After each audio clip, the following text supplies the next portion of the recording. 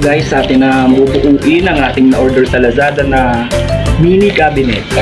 So yan, malaki siya. Ngayon ating i-unbox, then mamaya bubuuin natin ito. Ayan. Maakit, gamit ang pato. Ayan. Warakin ng warak na warak ang plastic. Ayan. Ayan ang laman niya guys.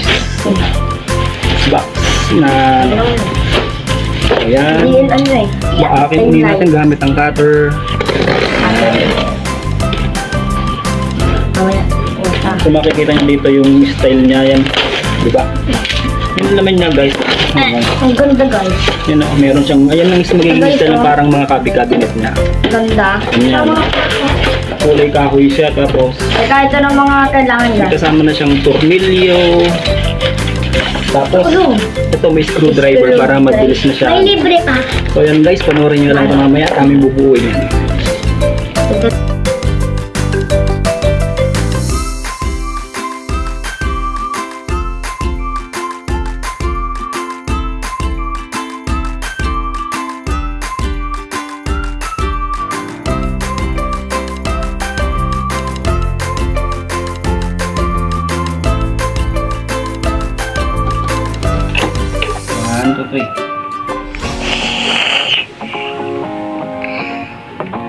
Ganun lang siya kadali.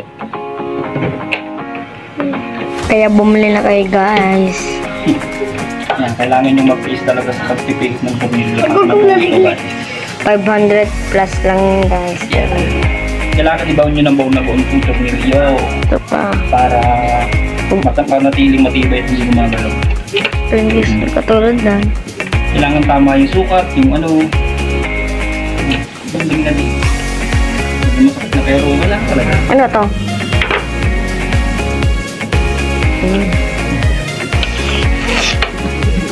Best ba on?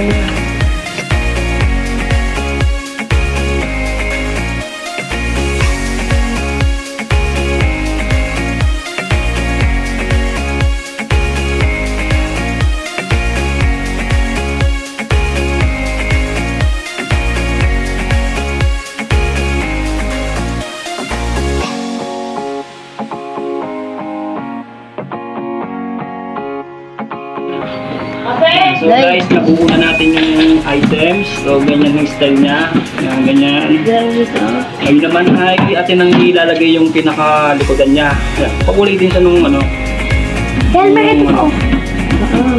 Ilalagay natin siya. Siyempre, naman kasama rin siyang pakong maliliit. Tapos, martilyo, dapat may martilyo na pero hindi ko kasama. Yan. Ikaw nang bahalang magpupok dyan. Mag-check out na din kayo guys sa Lazada. Magiging construction tayo ngayon. Diba? Ganyan. Dumi yan. Kailangan isabyado yung paglalagay mo ng ganyan para maganda. Bilhin din kayo guys. Diba? Mura lang naman eh. Hilyo.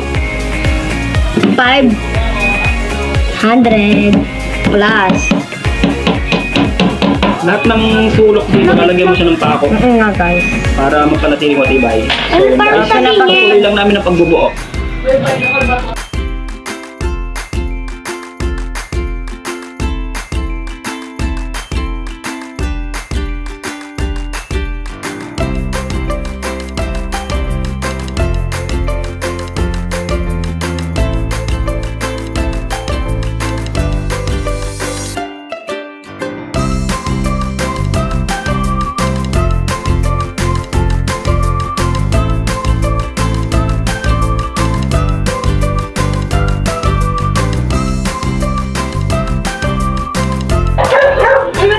Guys, tapos na yung cabinet na inuuna. So yun ang style niya pa, 1, 2, 3, 4 layers.